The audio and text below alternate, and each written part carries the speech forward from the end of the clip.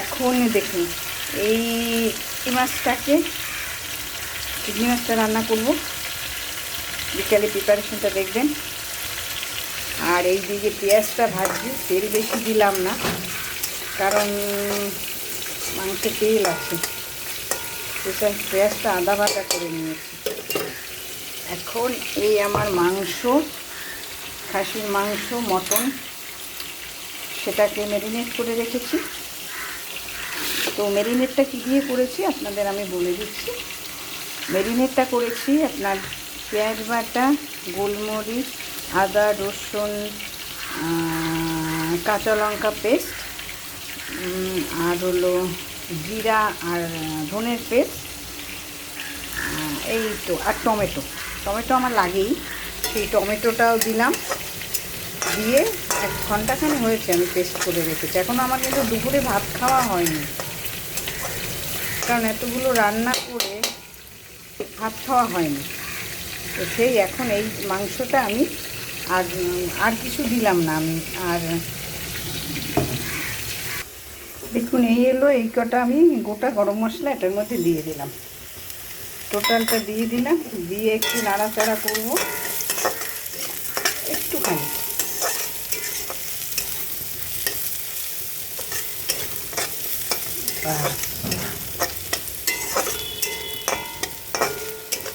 পেঁয়াজের সঙ্গে নাড়াচাড়া করবো। কাজল এদিকে একটু এসো তো।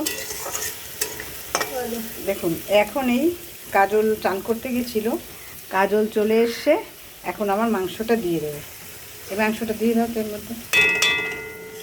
আর এদিকে আমার দেবো চিংড়ি মাছটা হয়ে এসছে। হ্যাঁ দিয়ে দাও, এটা দিয়ে দিলাম।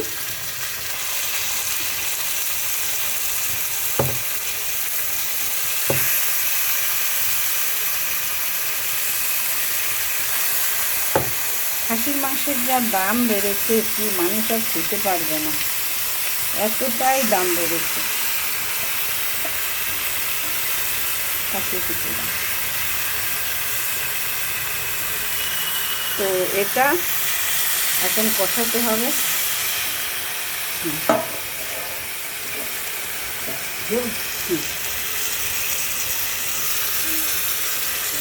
এটা কষাতে হবে। এখন এইটার মধ্যে আমি কী কী দেবো দেখুন। এটা আমার হয়ে গেছে। এটা চিংড়ির মালাইকারি ঠিক না, যাই হোক দিয়ে দেবো। আর দিও না, পরে দিও। এর মধ্যে আমি দেবো কাজল ওই ইটে দাও তো, একটু সর্ষে দাও।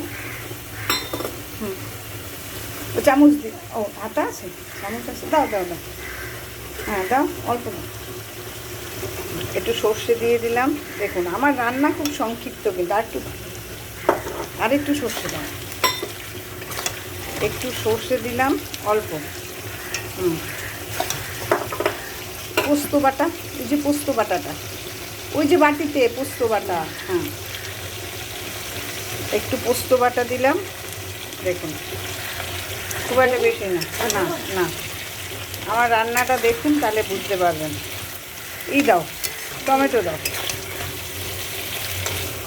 দেখেছেন জগা খিচুড়ি করি, অল্প অল্প। হ্যাঁ তো টমেটো দিলাম।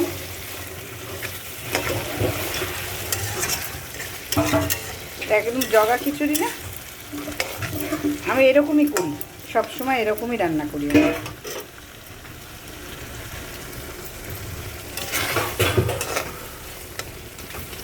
আর আমাদের রান্না একটু জানেন, একটু মিষ্টি পড়তেই হবে, একটু মিষ্টি। একটু লবণ দিয়ে দিলাম,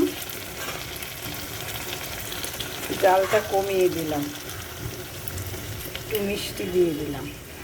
দেখুন নাহলে হবে না, আমাদের রান্না হবে না। মিষ্টি দিয়ে দিলাম। 1 মিনিট পর আসছি। দেখুন আমার চিংড়ি মাছটা কিন্তু হয়ে গেছে। কি দুর্দান্ত কালার এসছে চিংড়ি মাছটায়। আপনারা দেখলেন কি কি দিয়েছি। আর এখন একটু আমি আস্তা কাঁচা লঙ্কা ফেলে দেবো, কাটবো না, যে খাবে খাবে। এই আর একটু টানুক, তখন একটু কাঁচা সর্ষের তেল দিয়ে ঢেকে দেবো। বাস, তাহলে আমার চিংড়ি মাছটা হয়ে যাবে।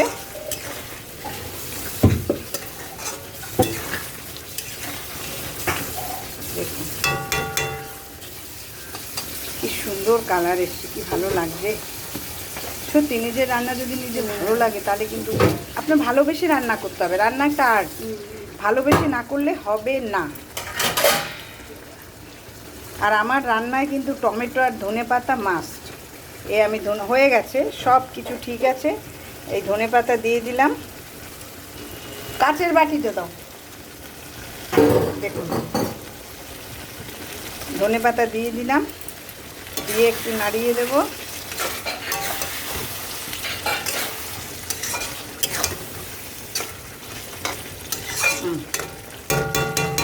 এবার একটু কাঁচা সর্ষের তেল, একটু সর্ষের তেল দাও, কাঁচা সর্ষের তেল দিয়ে দেবো। হ্যাঁ উঠিয়ে দেবো, ওই তেলটা খুলতে হবে।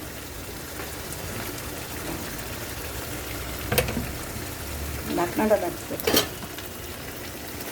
দেখুন, আমি হাত দিয়ে নিয়েছি, বেশি না পড়ে।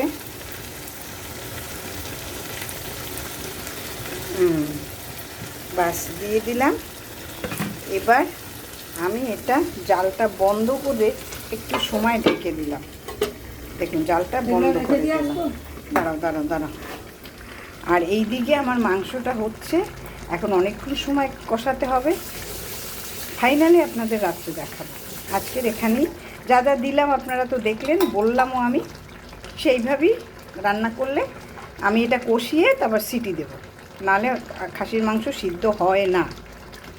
তো যদি ভালো লাগে প্লিজ আপনারা পাশে থাকবেন আর আমাকে সহযোগিতা করবেন, নাহলে আমি কিভাবে সামনে এগোবো বলুন। Like, share, comment, subscribe, follow করে আমার পাশে থাকবেন প্লিজ। আজকের মতো ছোট্ট ব্লগ থেকে আমি বিদায় নিচ্ছি, আবার আসবো।